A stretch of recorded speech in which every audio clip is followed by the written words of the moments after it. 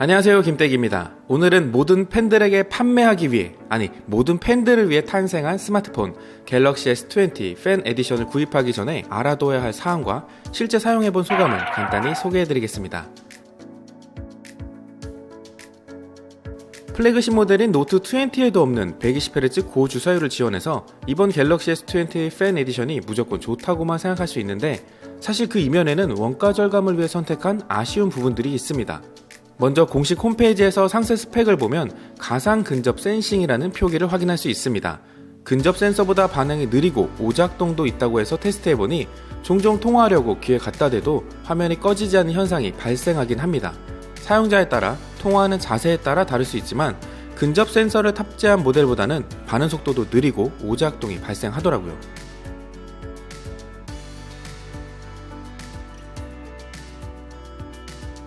전면 카메라에 스티커를 부착해서 가려도 가상 근접 센싱은 동작합니다.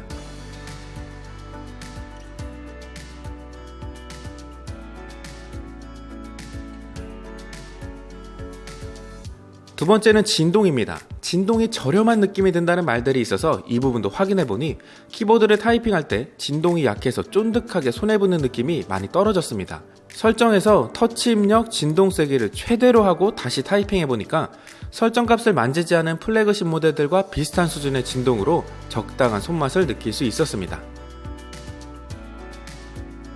세 번째는 메모리입니다. 6기가 램을 탑재해서 아쉬워하는 분들이 많은데요. 직접 게임도 해보고 동영상을 보면서 웹서핑을 하는 등의 멀티태스킹도 해보고 백그라운드에 여러 앱을 실행한 상태로 앱 전환을 해봐도 특별히 느리다거나 사용에 문제가 되는 부분은 없었습니다. 디바이스 케어에서 확인해도 사용 메모리가 5기가를 넘지는 않더라고요. 대신 최적화를 해도 기본적으로 늘 3기가 정도가 사용되고 있는 걸 보니까 괜히 신경이 쓰인다고 할까요? 그리고 멀리 봤을 때 안드로이드나 삼성 원 UI의 대규모 업데이트를 생각하면 6기가 메모리는 좀 아쉽습니다. 마지막 네 번째는 디스플레이 내구성입니다.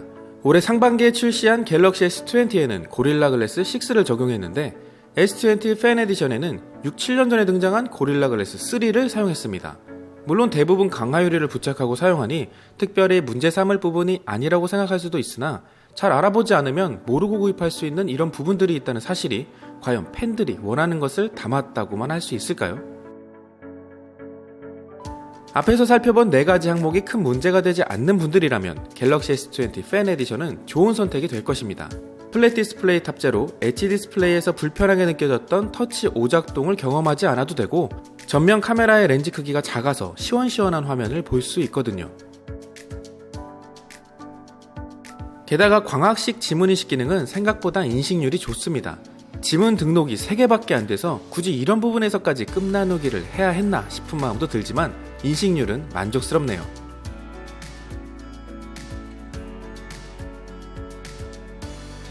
갤럭시 S20 팬 에디션은 색상이 예쁘게 잘 나왔습니다. 평소 민트색을 안 좋아하는데 볼수록 매력적이더라고요. 헤이즈 공법을 적용해서 지문도 잘 묻어나지 않습니다. 측면까지 후면 색상과 비슷한 색상을 적용해서 일체감이 뛰어나고 고급스러운 느낌입니다. 케이스를 씌운다면 의미 없지만요. 120Hz 고주사율 지원은 선을 넘었다고 말할 수 있을 만큼 큰 장점입니다. 이번에 새로 발표한 아이폰 12 시리즈에도 적용이 안 됐던데 말이죠. 4500mAh 대용량 배터리 탑재로 하루 종일 사용하기 거뜬하며 15W 무선 고속 충전, 25W 유선 고속 충전, 무선 배터리 공유 기능까지 갖추고 있습니다. IP68 방수 방진과 삼성페이도 지원하고요.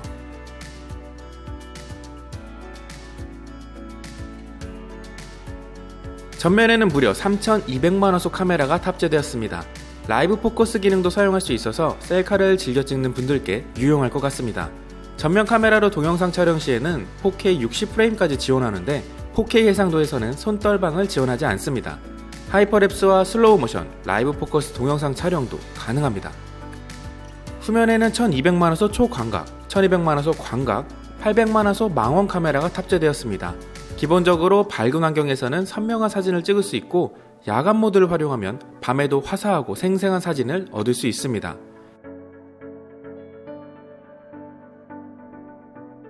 (3배) 광학줌과 (30배) 초해상도 줌을 지원해서 멀리 있는 피사체 촬영에 용이한데요.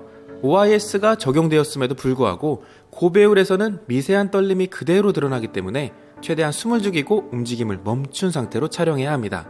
삼각대를 사용하면 더 좋고요. 그래도 30배로 촬영한 결과물의 블러 현상이 의외로 심하지 않더라고요. 4K 60프레임 동영상 촬영을 지원하며 프로 동영상 모드를 활용하면 화이트 밸런스, ISO, 셔터 스피드 등의 디테일한 조절도 가능합니다. 슬로우 모션, 슈퍼 슬로우 모션, 라이브 포커스 동영상, 슈퍼 스테디 등 다양한 모드들이 있어서 가벼운 브이로그 콘텐츠를 만들기도 무리가 없어 보이네요. 갤럭시 S20 팬 에디션은 원가 절감을 위한 몇몇 포인트들을 감수하면 정말 많은 장점들을 가진 모델이었습니다. 시기적으로 아이폰을 견제하기 위한 모델인지, S20의 부진을 만회하기 위한 모델인지, 정말 팬들을 위해 만든 모델인지, 이건 아닌 것 같고, 어쨌든 개인적인 바람은 언팩 행사를 1년에 한 번만 열어서 모든 갤럭시 라인업 신제품을 발표했으면 좋겠습니다. 그래야 소비자 입장에서도 각 시리즈에 대한 장단점을 쉽게 파악해서 꼭 맞는 모델을 선택할 수 있겠고, 설레는 마음에 구입했다가 더 좋은 모델이 금방 나와버려서 배신당한 기분이 드는 일도 없을 것 같거든요.